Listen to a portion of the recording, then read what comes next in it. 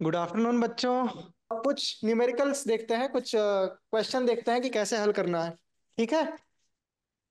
तो पिछली कक्षा में हम लोग कहाँ रुके थे? हम लोग देख रहे थे कि विद्युत ऊर्जा। तो विद्युत ऊर्जा से आप क्या समझते हैं बेटा? उस दिन हम लोगों ने डिस्कस कर लिया था वैसे। बताइए, किसी को याद हो तो। हम लोग देख रहे थे कि जब हम किसी कार्य को करते हैं तो जो कार्य करने की दर है वो शक्ति कहलाती है। तो हमने विद्युत शक्ति के बारे में पढ़ा था कि जो हम कार्य करते हैं, विद्युत ऊर्जा का प्रयोग करके जो भी कार्य करते हैं, उस कार्य करने की दर को हम विद्युत शक्ति कहते हैं। तो हम ये मानकर चलते हैं कि हम जो कार्य कर रहे हैं वह कहाँ से हो रहा है? हमने जो ऊर्जा दी है उसी से। तो कितना हम मान लेते हैं कि हमने ई ऊर्जा प्रदान की। तो ई ऊर्जा यदि प्रदान करते हैं तो डब्लू कार्य होता है। हम ये मानकर चलेंगे कि जितनी भी ऊर्जा हमने दी वो पूरा का पूरा कार्य में परिवर्तित हो गया। ठीक है। तो हम क्या करेंगे, हम डब्लू की जगह ई लिख सकते हैं। क्यों? क्योंकि ऊर्जा और कार्य दोनों का मात्रक जूल है। हम एक को दूसरे में परिवर्तित कर सकते हैं। ठीक है। तो यहां से क्या हो जाएगा हमारे पास? P बराबर ई बटे टी, जिसको हम कैसे लिख सकते हैं? E बराबर P ई गुणे इंटू टी, टी। है ना? यस। तो ये हमारे पास विद्युत ऊर्जा का सूत्र आया। और हम क्या देख रहे थे? इसका मात्रक। तो ऊर्जा का मात्रक क्या होता है? अभी अभी हम लोगों ने डिस्कस किया, अभी मैंने बोला था क्या होता है। क्या होता है बेटा? जूल। जूल। तो इसका एक मात्रक हो जाएगा जूल। किंतु आप यहां ध्यान दीजिए, हमने देखा है कि शक्ति का मात्रक होता है वाट और समय का मात्रक होता है सेकंड। तो एक मात्रक क्या बनकर आएगा? Watt second. ठीक है। Yes sir. तो इसमें एक चीज और है। वाट सेकंड तो ठीक है, इसका मात्रक हो जाएगा, लेकिन ये जो इकाइयां हैं ये बहुत छोटी है। छोटी कैसे? सेकंड बहुत छोटा मात्रक है, मतलब मात्रक नहीं, बहुत छोटी इकाई है समय की। एक सेकंड कब बीत जाता है पता भी नहीं चलता। तो हम लोग यही देख रहे थे कि जो हमारा व्यावहारिक रूप से जो विद्युत ऊर्जा का प्रयोग होता है या जो घरों में बिजली आती है, उसका बिल हम लोग घंटे या महीने के हिसाब से भरते हैं। तो हम बड़े मात्रकों का प्रयोग करेंगे। ठीक है। और व्यापार में भी जो बिजली कंपनियां हैं, जब वो विद्युत की सप्लाई करती हैं, जगह जगह विद्युत ऊर्जा भेजती हैं, तो वह घंटे या महीने या दिनों में नापती हैं। तो महीना और दिन तो इतना मतलब व्यावहारिक इकाई नहीं है, लेकिन घंटे को सब जगह स्टैंडर्ड मान लिया जाता है। ठीक है। तो इससे बड़ी इकाइयों का प्रयोग किया जाता है। तो वाट की जगह किलोवाट। और किलोवाट घंटा। हाँ, समय के लिए घंटे का प्रयोग करते हैं। किलोवाट से आप क्या समझते हैं? एक किलो का अर्थ कितना होता है? एक किलो का मान 1,000। एक किलो मतलब 1,000। जिस भी चीज में किलो लगेगा उसमें सीधे हम हजार का गुना कर देते हैं, है ना? जैसे 1 किलोमीटर कितना होता है? 1,000 मीटर होता है ना? Yes sir. तो उसी तरह से जब वाट में किलो लग जाएगा तो 1 किलो वाट का अर्थ होगा 1,000 वाट। ठीक है। तो यहां से हमको जो इकाई मिलती है वो क्या हो जाती है? किलो वाट आवर या किलो वाट घंटा। ठीक यस। है। यस तो सर। यही एक व्यावहारिक इकाई है।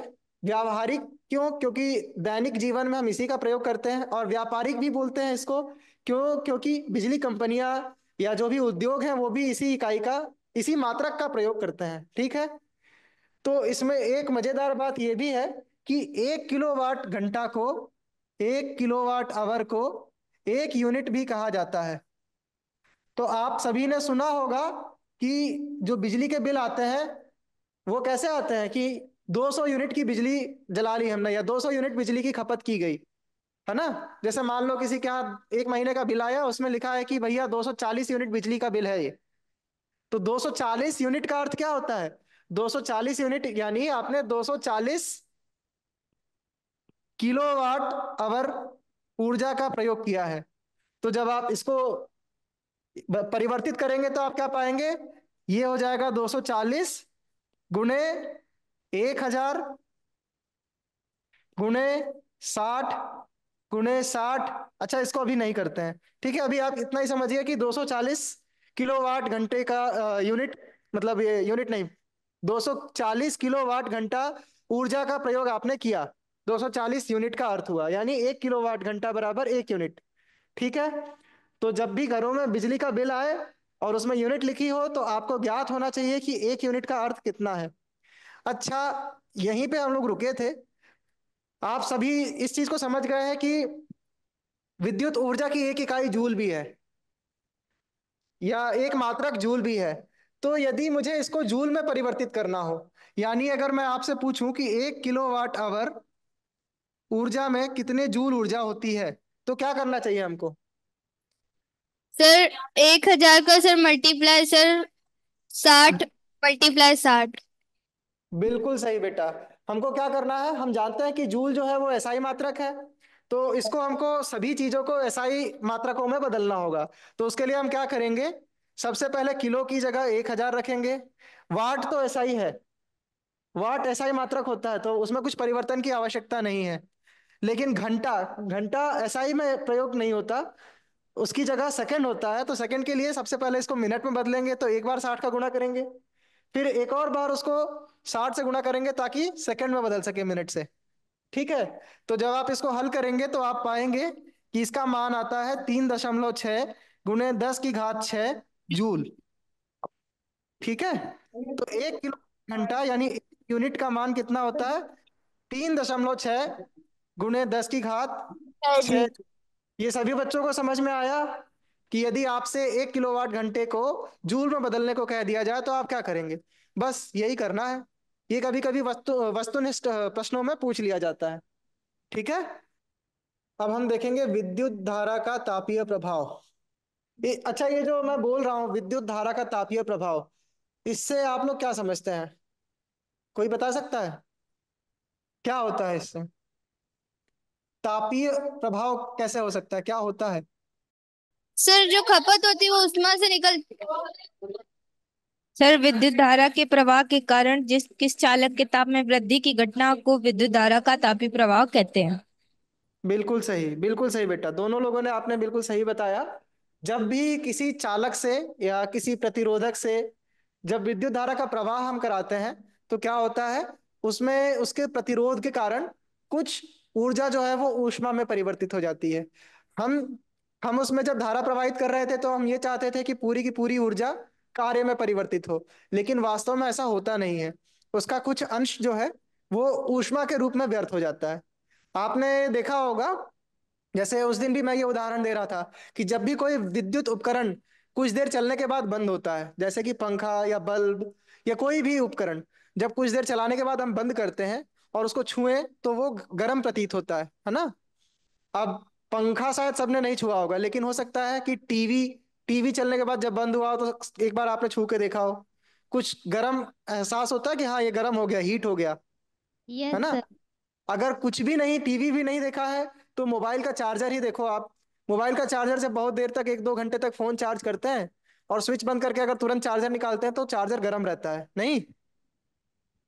तो वहां पर क्या होता है, वहां यही होता है, जो विद्युत धारा बह रही होती है उसके कारण कुछ ऊष्मा उत्पन्न हो रही होती है। ठीक है। तो आओ देखते हैं कि इसका सूत्र कैसे निकल कर आता है।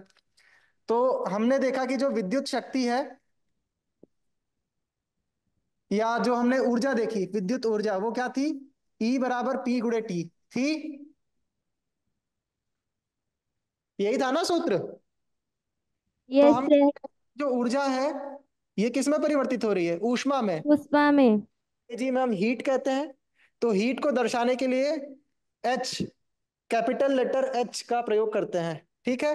तो यदि मैं ई को एच से बदल दूं तो क्या मिलेगा? एच बराबर पी गुणे टी। और हमने क्या देखा है, पी क्या होता है? पी का अगर फॉर्मूला आपको याद हो, सूत्र याद हो, तो हमने क्या निकाला था? पी बराबर वी गुणे आई, जहां पर वी विभवांतर था और आई विद्युत धारा, है ना? ये ध्यान है सबको? Yes sir. इसमें किसी को कोई डाउट? No sir. तो हमारे पास यहां से सूत्र आता है, जो ऊष्मा का सूत्र है, एच बराबर वी आई टी, जहां पर वी विभवांतर है, आई विद्युत धारा है, और टी वो टी समय है, समय। समय के लिए आप धारा प्रवाहित करते हैं चालक में। ठीक है। जैसे मान लो अगर घर में बिजली आ रही है और 1 घंटे तक बिजली रही, और 220 वोल्ट की बिजली आ रही है, विभवांतर 220 वोल्ट है, और आपने 5 एम्पियर की धारा का प्रयोग किया, तो कितनी ऊष्मा निकलेगी वो यदि निकालना हो, तो मैंने क्या बोला, 220 वोल्ट है, तो 220 वी हो गया, 5 एम्पियर की धारा हमने उसमें से इस्तेमाल की, और टी हो गया हमारा 1 घंटा, मैंने बोला है, तो 1 घंटा मतलब 3600 सेकेंड। ये मैंने क्या किया, yes, कुछ ऐसा ही मात्रक में रखना है, जब भी हम कोई न्यूमेरिकल हल करें, जब भी कोई प्रश्न हल करें, तो उसमें जो भी आप मान रखेंगे, आप कोशिश करें कि सब कुछ ऐसा ही मात्रक में ही रखें। तो जब आप इसको हल करेंगे, आप कैलकुलेट करके देख लेना, तो इससे आपको क्या ज्ञात होगा कि 1 घंटे में यदि 220 वोल्ट बिजली आप खपत कर, मतलब 220 वोल्ट विभवांतर की बिजली का आप प्रयोग करते हैं, और 5 एम्पियर का करंट लेते हैं परिपथ में, तो आप कितनी ऊष्मा उत्पन्न करेंगे वो इसके बराबर होगी। ठीक है, तो ये तो हो गया कि कैसे कैलकुलेट करना है। ठीक है, एक चीज और देखिए, इसमें हमने इसको विभवांतर और विद्युत धारा के टर्म्स में लिखा है, लेकिन कई बार क्या होता है, हमें मान लो धारा का मान ज्ञात नहीं है, या हमें विभवांतर का मान ज्ञात नहीं है, हमें प्रतिरोध का मान ज्ञात है, तो हम यहाँ पर ओम का नियम लगा के कुछ बदलाव कर सकते हैं। बी बराबर आई आर। बिल्कुल सही। तो हम V बराबर आई आर, या I बराबर V बटे आर दोनों रख सकते हैं, है ना। Yes sir. हमको वहां से क्या मिलेगा, ओम के नियम से। आई एच बराबर आई स्क्वायर आर टी। बिल्कुल सही। तो हमको मिलेगा ओम के नियम से V बराबर आई आर, और इसके कारण हमको क्या मिलेगा, दो सूत्र मिलेंगे। पहला होगा H बराबर आई आर आर टी। गुणे आई गुणे टी, है ना। Yes sir. तो ये हो जाएगा H बराबर आई स्क्वायर आर टी, एक सूत्र ये निकलेगा, या फिर H बराबर बी गुणे V बटे आर गुणे टी, है ना। Yes sir. एच बराबर V square upon R T. बिल्कुल सही। ठीक है, तो ये दो सूत्र हमें और मिलेंगे। ठीक, यस सर। तो इससे हम जो ऊष्मा उत्पन्न हो रही है किसी भी विद्युत परिपथ में, वो हम ज्ञात कर सकते हैं। ठीक है, चलो अब आगे बढ़ते हैं।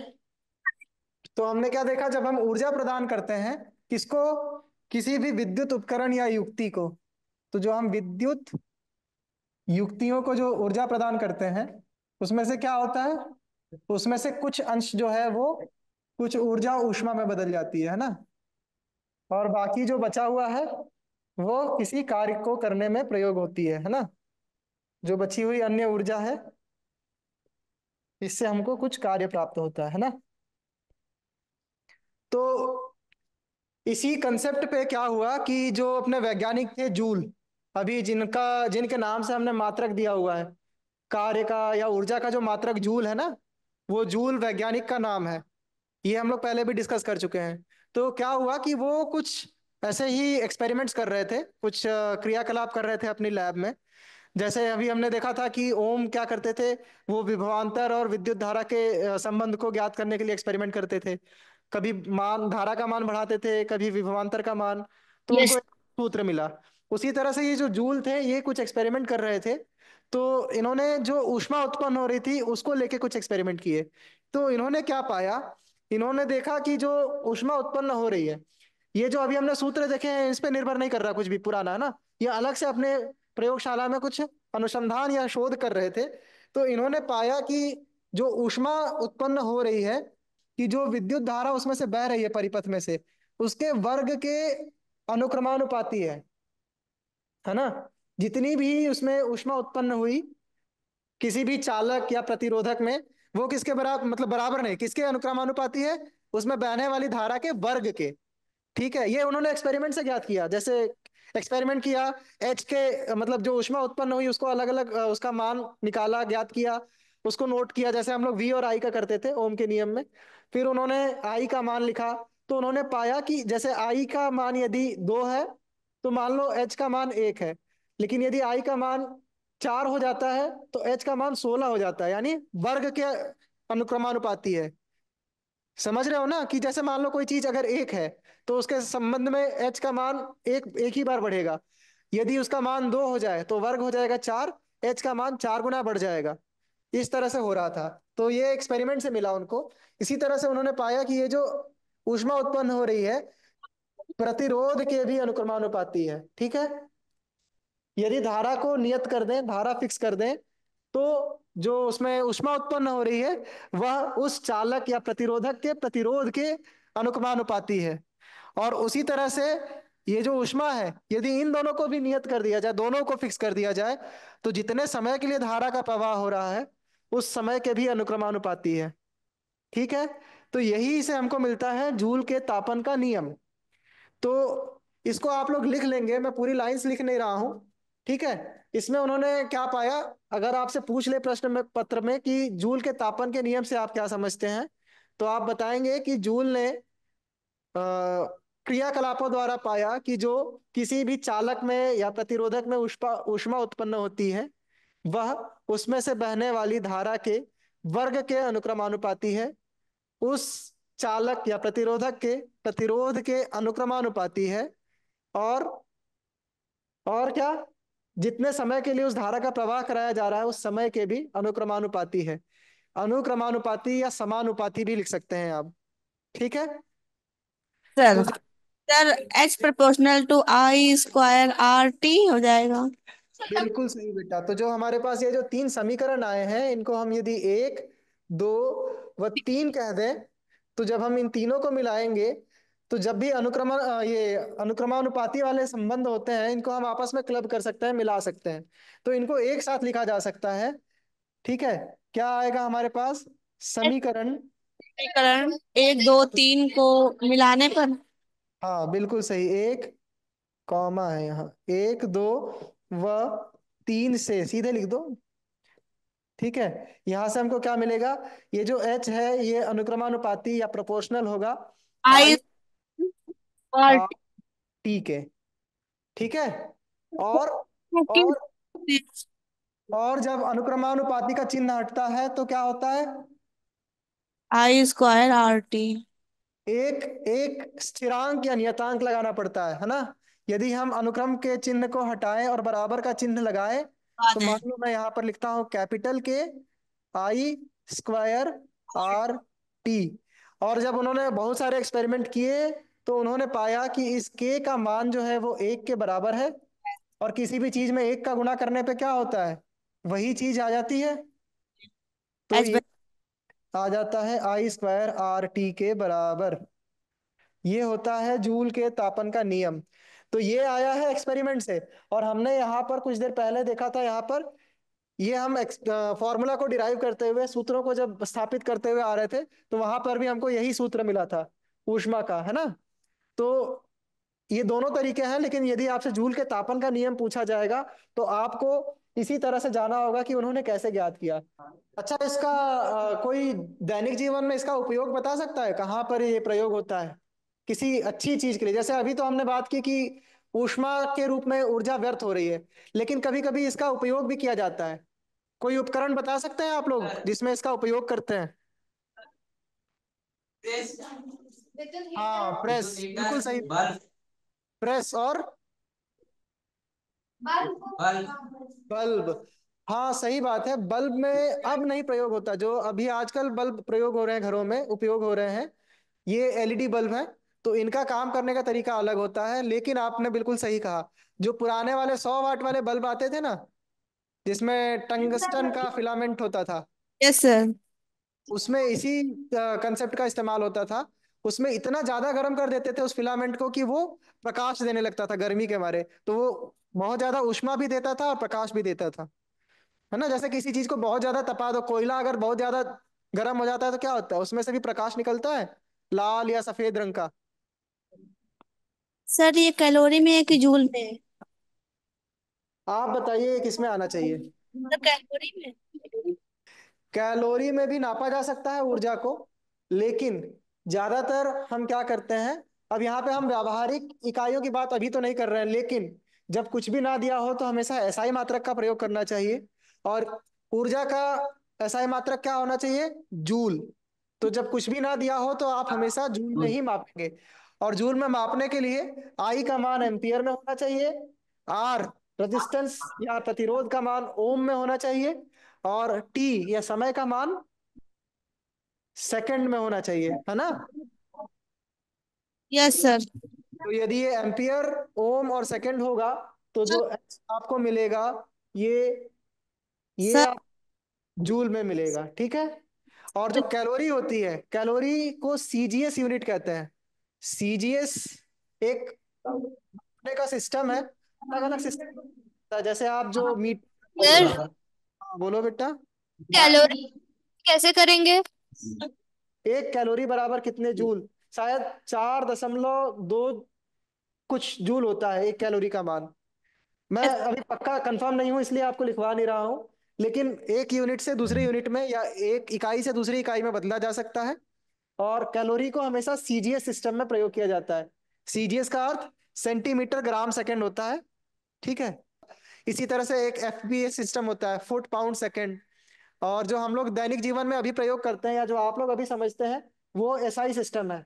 एसआई में एक अंतरराष्ट्रीय मानक बना दिया गया है ताकि सभी जगह वही प्रयोग हो, ठीक है। तो उसमें किलोग्राम, मीटर, सेकंड इन इकाइयों का प्रयोग किया जाता है। तो जूल उसी का हिस्सा है। और ये जो कैलोरी है ये सीजीएस सिस्टम का हिस्सा है, ठीक है। जूल के तापन का नियम सबको समझ में आया।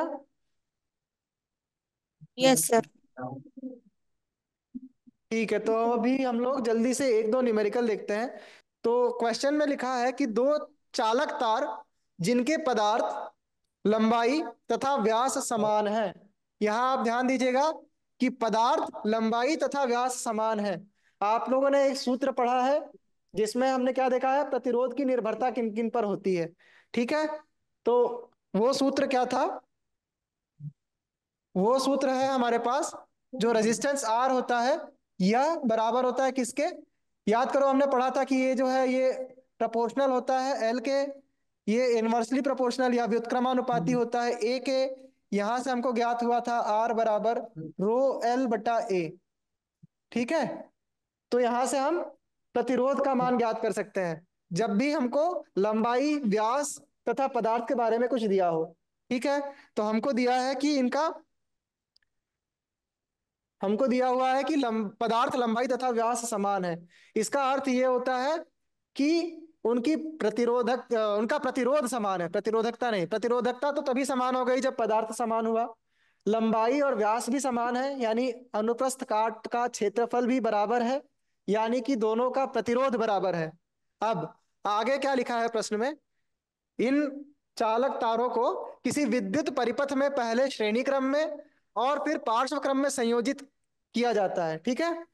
श्रेणी क्रम और पार्श्व क्रम संयोजन में उत्पन्न ऊष्माओं का अनुपात क्या होगा, हमको ये याद करना है। तो ये जो क्वेश्चन है ये बहुत बढ़िया इसलिए है क्योंकि इसने शुरू का भी कंसेप्ट लिया और सीधे आखिरी में जो अभी हमने एच का सूत्र पढ़ा है, फॉर्मूला, वो भी आ गया। तो हम क्या देखेंगे, देखिए हमारे पास दो तार हैं, तार का प्रतिरोध बराबर है दोनों का। दोनों को एक बार हम श्रेणी क्रम में जोड़ेंगे, एक बार पार्श्व क्रम में जोड़ेंगे, और दोनों बार जो ऊष्मा उत्पन्न हो रही है उनका अनुपात हमें ज्ञात करना है, ठीक है। तो आइए देखते हैं कैसे करेंगे। तो हमारे पास ये सूत्र है जिससे हमको पता चल गया कि हमारे जो दो चालक तार हैं, मान लो एक एक चालक तार ऐसा है, इसका प्रतिरोध है R1, R1, और दूसरा वाला है हमारा कुछ ऐसा जिसका प्रतिरोध है R2। तो हमको क्या दिया गया है, इनका पदार्थ समान है, पदार्थ समान है तो रो 1 बराबर रो 2 है, रो 1 बराबर रो 2। इसके बाद लंबाई L1 बराबर L2 है, और साथ ही जो अनुप्रस्थ काट का क्षेत्रफल है वो बराबर हो जाएगा। क्यों, क्योंकि अगर तार गोल है और गोल तारों का जो एरिया आएगा, क्षेत्रफल आएगा, वो क्या होगा, पाई आर स्क्वायर। चूंकि व्यास समान है तो ये जो एरिया या क्षेत्रफल है ये भी बराबर हो जाएगा। तो जब ये तीनों चीजें ही बराबर है तो हमको क्या मिलता है, R1 बराबर R2, यानी प्रतिरोध बराबर है। हम कह देते हैं कि ये किसके बराबर है, आर के बराबर, ठीक है। तो जो दोनों चालक तार हैं, लाल वाला और नारंगी वाला, इन दोनों के जो प्रतिरोध है वो बराबर है, हमने मान लिया कि दोनों आर के बराबर है। अब आगे देखो क्या कहा है। प्रश्न में कहा है कि इन दोनों तारों को एक बार श्रेणी क्रम में जोड़ा जाता है और दूसरी बार पार्श्व क्रम में। तो देखो यहां पर ध्यान देने वाली बात यह है कि एक ही परिपथ में दोनों को जोड़ने की बात कही गई है, कि जब भी इस तरह से कोई प्रश्न दिया हो तो आप परिपथ में अलग से कोई वस्तु को जोड़ रहे हैं, तो उस समय आप विभवांतर वही रखेंगे, फिक्स रहेगा, मतलब विभवांतर का मान नहीं बदलेगा। जैसे यहाँ पे धारा या विभवांतर की बात नहीं की गई है। जब भी हम परिपथ बनाते हैं तो हम उसमें एक विभवांतर प्रदान करते हैं, तो हम ये मानकर चलेंगे जब तक लिखा ना हो। अगर क्वेश्चन में लिख दिया कि धारा समान है, तब हमको धारा समान लेनी होगी, लेकिन अगर नहीं लिखा है तो हम विभवांतर को समान मानेंगे। इससे फर्क क्या पड़ेगा, देखते हैं। देखो, इससे मान लो हमारे पास ऐसा परिपथ था, एक बैटरी लगी है जिसका विभवांतर है V, यहाँ पे प्लग कुंजी है, और इसी में हम यहाँ पर अपने तार जोड़ेंगे। ठीक है, ये बिंदु है X और ये है Y। ठीक है, मैं दो जगह बनाता हूं क्योंकि हमको दो संयोजन बनाने थे, एक श्रेणी क्रम एक पार्श्व क्रम। तो यही फिर से बनाते हैं। तो विभवांतर V की बैटरी लगी हुई है और कुंजी है, और साथ ही ये दोनों बिंदु हैं। ठीक है, यहां पर अगर हम नापने के लिए धारा का मान नापने के लिए एक अमीटर भी लगा दें तो कोई दिक्कत नहीं होनी चाहिए। ठीक है, इस तरह से। तो एक बार आपसे कहा गया है कि दोनों को श्रेणी क्रम में जोड़ा जाता है, तो श्रेणी क्रम में कैसे जुड़ेंगे बेटा, ये जस्ट एक के बाद एक, जैसे ये पहला वाला तार है और इसी के आगे ये दूसरा वाला जुड़ जाएगा। और यदि इन्हीं को पार्श्व क्रम में जोड़ना हो, जो अभी बोला गया दूसरा संयोजन, वो क्या है, तो इसमें हम ऐसे जोड़ेंगे इनको। ठीक है, और धारा कुछ इस तरह से बहेगी, इसमें धारा बट जाएगी और यहां से धारा वापस इसमें आएगी। इसमें धारा समान रहेगी और विभवांतर का मान अलग अलग हो जाएगा। तो अब विभवांतर का मान अलग कहाँ होगा, मान लो इसको मैं पॉइंट P कह देता हूं।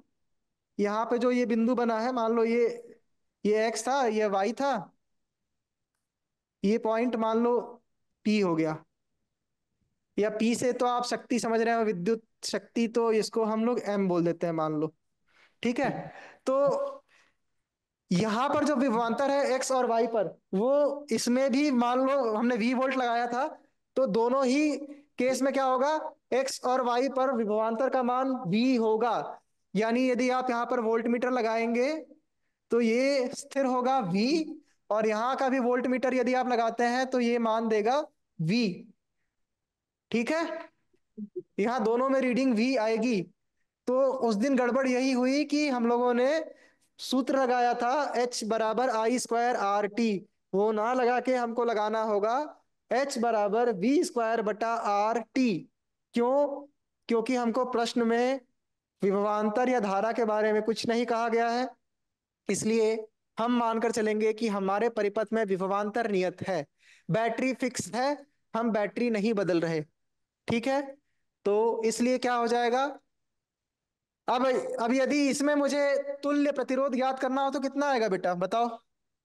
श्रेणी क्रम संयोजन है, ये R1 है, ये R2 है, बताओ क्या होगा। Sir R1 + R2। R1 + R2 है ना, ये तार है और ये R2 है। तो हमारे पास तुल्य प्रतिरोध हो जाएगा R1 + R2। दोनों का मान हम कितना जानते हैं, ये भी R के बराबर है, ये भी R के बराबर है। तो R + R यानी कि 2R। सही है। Yes sir. और यदि इसमें हमको श्रेणी क्रम में ऊष्मा निकालनी हो तो इसको हम मान लो HS कह देते हैं। S क्यों, श्रेणी क्रम के लिए। तो ये क्या हो जाएगा, V(S²/R)S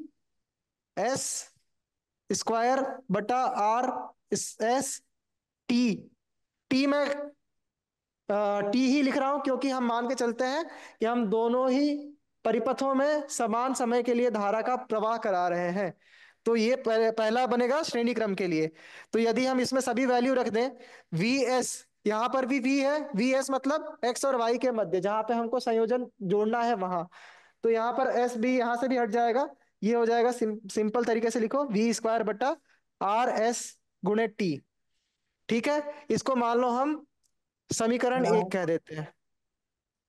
ठीक है, उसी तरह से यदि हमको यहां तुल्य प्रतिरोध निकालना हो तो क्या हो जाएगा, यहां पे हम आर पी लिखते हैं पैरेलल के लिए, पार्श्व क्रम के लिए या समांतर क्रम के लिए। तो कितना हो जाता है ये? 1/R1 plus 1/R2। बिल्कुल सही, तो हमको लिखना चाहिए था 1/RP बराबर 1/R1 धन 1/R2। और R1 और R2 का मान कितना है बेटा? R। आर, तो 1/R प्लस 1/R, ये होगा 2/R। यानी कि दोनों का व्युत्क्रम लेंगे। देखो हमको क्या मिला है, हमको मिला है 1/RP। तो यदि हमको RP चाहिए हो तो हम क्या करेंगे, व्युत्क्रम ले लेंगे। तो ये कितना हो जाएगा, RP का मान आएगा हमारे पास R/2। ठीक है, यस सर। तो यहां यदि हम यही सूत्र लिखें, HP लिखें, यदि जो ऊष्मा उत्पन्न हो रही है वो कितनी हो जाएगी, V² बटा RP गुणे T होगी। और इसे हम कहेंगे समीकरण 2। ठीक है, यस सर। ठीक है, दोनों में हमारे पास विभवांतर समान है। तो अब हमको अनुपात लेना है इनका, क्यों, क्योंकि इनका अनुपात ही तो पूछा गया था प्रश्न में। हमें क्या करना था, अनुपात लेना था। पहले श्रेणी क्रम की बात की गई है, फिर पार्श्व क्रम की। पहले हम श्रेणी क्रम को रखेंगे और फिर पार्श्व क्रम को। ठीक है, आप अगर ऑर्डर बदल देंगे तो आंसर गलत आएगा। पहले श्रेणी क्रम फिर पार्श्व क्रम, क्वेश्चन में लिखा है, प्रश्न में लिखा है, उसी क्रम में आप रेशियो लेंगे, अनुपात लेंगे। बदल दिया तो उल्टा आएगा। ठीक है, तो यहां क्या करेंगे, हमारे पास श्रेणी क्रम के लिए पहला समीकरण था और पार्श्व क्रम के लिए दूसरा था। हम लेंगे HS/HP, यानी श्रेणी क्रम बटा पार्श्व क्रम। ये हो गया हमारा V² बटे में RS गुणे T, और इसके अपॉन में टोटल में आएगा V² बटे में RP गुणे T। ठीक है, जब हम इसको हल करेंगे, मैं मानकर चलता हूं कि इतनी गणित आप सबको आती है। सबसे पहले तो T से T चला गया ऐसे ही, ये ब्रैकेट लगाने की भी जरूरत नहीं है। ठीक है, ये हो गया, T से T गया, और वैसे ही V² से V² गया, क्योंकि विभवांतर समान है। पिछली बार हम लोग जब हल कर रहे थे तो जो बच्चे थे उस समय, आपको ज्ञात होगा, हमने धारा को समान मान लिया था। धारा समान नहीं होगी, वही गड़बड़ थी, विभवांतर समान होगा। तो विभवांतर कट गया, और यहां से क्या मिलेगा आपको, ये मिलेगा RP/RS। मान रख दो, RP कितना आया था हमारे पास, कितना था RP? RP की वैल्यू थी, यहां से देखो, RP था R/2 और RS था 2R। तो ये हो गया R/2 और पूरे के बटे में 2R। इसको वापस से आप हल करेंगे तो आपको आता होगा, ये हो जाएगा R/2 गुणे 1/2R। ठीक है, और ये कितना आ जाएगा, R से R कट जाएगा, ये आएगा 1/4, यानी 1/4। यही है आंसर। ठीक है, ये जो वस्तुनिष्ठ प्रश्न है, अभी आपको ये प्रश्न भी शेयर कर दिए जाएंगे। उसमें से पहला प्रश्न है, उसमें ऑप्शन सी था। ठीक है, सर 1/4। हाँ, 1/4, बिल्कुल सही। यही आ रहा है ना, अगर आप खुद से भी हल कर रहे हैं तो? Yes sir. ठीक है, तो आज की कक्षा हम लोग यहीं समाप्त करेंगे। मैं उम्मीद करता हूं कि सभी को अच्छे से समझ में आया है। चलिए, धन्यवाद बच्चों, thank you so much. Thank you sir.